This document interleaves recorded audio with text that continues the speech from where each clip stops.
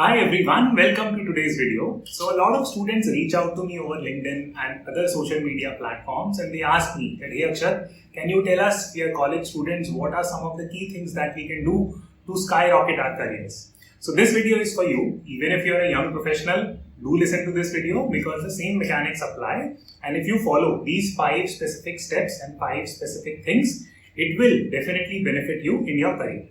So without further ado, let's get this video started, and I'm going to speak about 5 simple steps. So please watch this video till the very end, and I will share my personal story and example. How did I follow these activities and how these activities have been very helpful for me subsequently going forward in my career. So the first key thing that you must do or you must experience in college is that you must start a business. Now, please don't get scared and don't say that, we don't know enough about businesses, how to start a business. It looks so complicated. First and foremost, you're not trying to build $1 million business. If it happens, great. But your objective is just to get real world experience and just dabble enough so that you understand a little bit about the business world. Therefore, I said that dabble with a business that you understand a little bit. So if it is based on your hobby or interest, you will have higher odds of success, because you would not need to do a lot of market research. So let me explain this by using my own story and example. So back in college, I had a 770 on the GMAT. So that was 99th percentile score. So of course that was a great score. I understood the GMAT market. I knew which were the major players, what were their strengths, weaknesses, what were they teaching, what were they not teaching, what it took to get a good score. So I started a private coaching for GMAT aspirants. Now this was a small business. It's not as if that I was raking in millions and sort of splurging and going to Las Vegas and betting all my money. Nothing like that. Basically, it was a very simple business. Every month, I used to get 1 or 2 clients and I did not even have a proper website. All I used to do was, there were some GMAT forums where I used to advertise my services and I used to get clients via that. And then through good word of mouth, I ended up getting clients on continuous basis. So this became like a major revenue stream where I actually started taking up my first job. But more importantly, what this did was that this actually introduced me to the real world. So there were clients all across the globe that I used to teach, and I must have taught at least 20-25 odd clients during my college years, and they were from different parts of the world. I had a fabulous experience of teaching these people, and the amount of learning that I got by running this small tiny business was immense.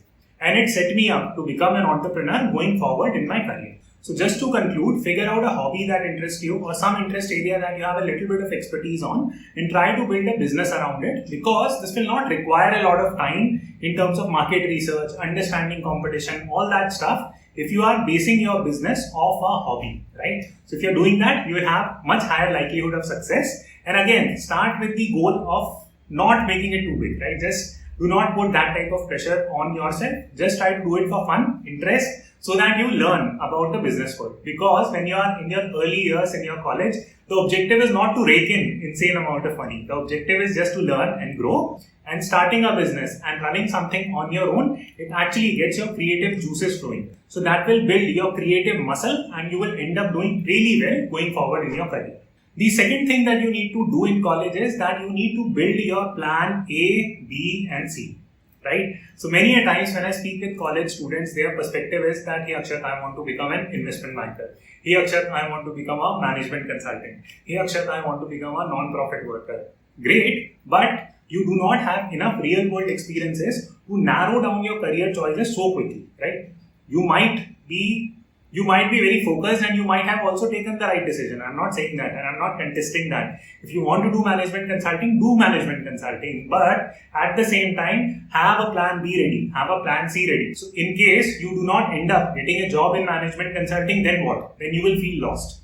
And every year I speak with so many college students who feel lost, who are not clear about their career goals because what ends up happening in their case is that they wanted to do management consulting, they focused all their energies getting into management consulting, they prepared really hard but could not get through, then they are lost. They don't have a plan B or C and then they keep struggling in their career. So it is very important for you to have a plan B and plan C ready, right? So that way you do not feel lost. Now this point is especially important. I'll say it again, this point is especially important for people who are preparing for civil services exams or UPSC type of exams, What happens there is that the lead time or the preparation time is so long that you get engrossed, you are living in a bubble, you are living in Rajendra Nagar, Kirti Nagar, Patel Nagar, whatever Nagar, and you will end up living just in a bubble and you will feel very, very lost if you are not able to clear that exam if you don't have plan B and C. So that plan B and C should be very, very clear to you. My plan A was to get into consulting. Did I get into management consulting right after my undergrad? No. I subsequently ended up getting into management consulting.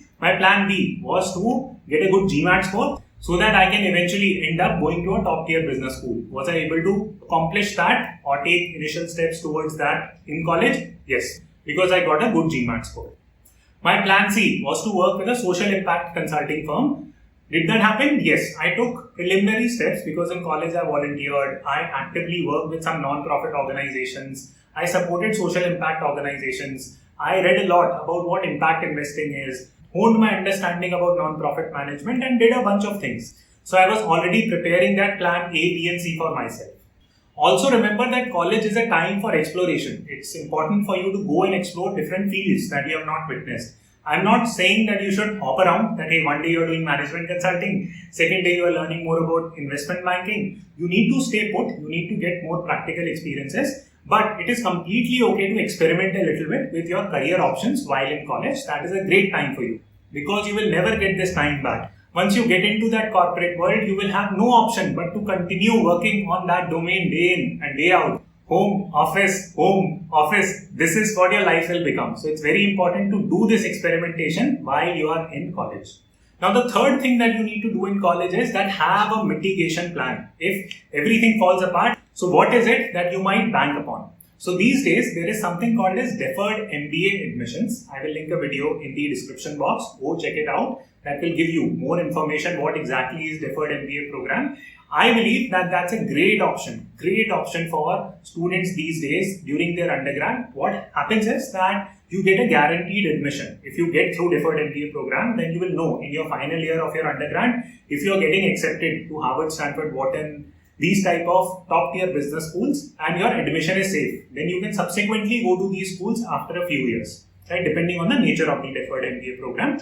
So you end up going to those programs. This becomes like a mitigation risk for you, right? So if for some reason, if in your final year, you are not able to get a job, for whatever reason, right? Corona type of situation is there, bunch of different negative things are there. And if you're not able to secure a job, what is it that you're going to do? You need to build a mitigation strategy, right? For many people, this might be. For many people, this could be a deferred MBA program. Figure it out if that works for you. Or apply for a master's program. That's again a good option that in case everything is falling apart, not getting a job, not getting a useful job, you can always do a master's degree.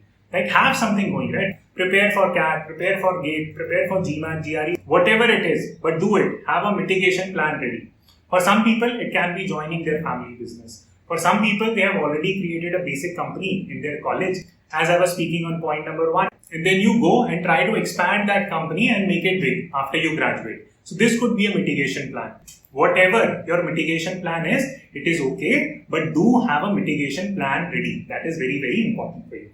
Point number 4 that you need to do in college is that you need to participate on practical learning opportunities. So 2-3 sub points here. First and foremost, joining your college consulting club or drama club, etc. It's good for your hobby, but those are not practical learning experiences per se, right? Just organizing a fest for your college sounds really cool.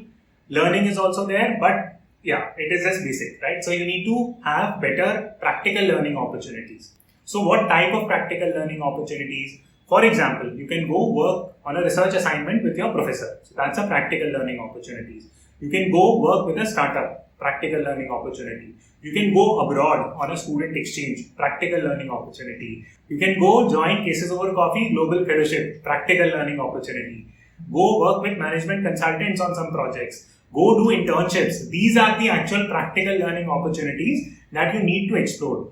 Why are these practical learning opportunities very important? The simple answer is that if you have these practical learning opportunities established on your CV, then getting a job becomes fairly easier for you. I'll say it again. Getting jobs become easier for you. Why? Because on any job interview, they are going to take a look at your CV. They are going to point blank ask you that, hey, what happened during this particular thing that you have written on your CV. Now, if you are speaking from practical experience, you will have a much more engaging conversation.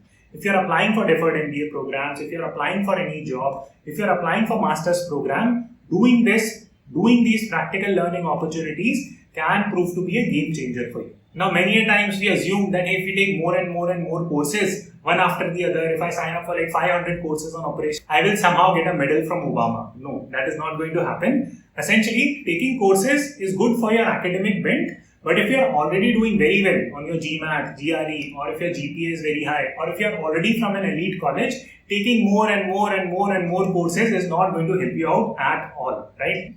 Focus more on practical learnings rather than taking more and more courses. Which brings me to the fifth and final point, that your fifth goal or fifth objective should be to develop your skills. What type of skills? Either that should help you in the long term or it should help you make money. Right? So those are the type of skills or courses you should go after. For example, if you're taking a course on stock market, makes sense. Immediate money making skill. If you're taking a course on photography, good. Immediate money making skill.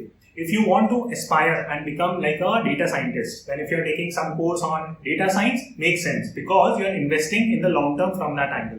Now, don't take too many parallel courses. For example, don't end up doing 50 courses on marketing. It is pretty much pointless, right? So you need to pick and choose courses. Courses are very powerful. If you want me to make an entire video on what specific type of courses college students or young professionals should take, I will make a separate course on that. But please understand the basics that either your course should help you make more money in the short term or it should help your career in the long term, right? Don't just become a machine that just keeps on aggregating more and more certificates. It's not going to help you out at all.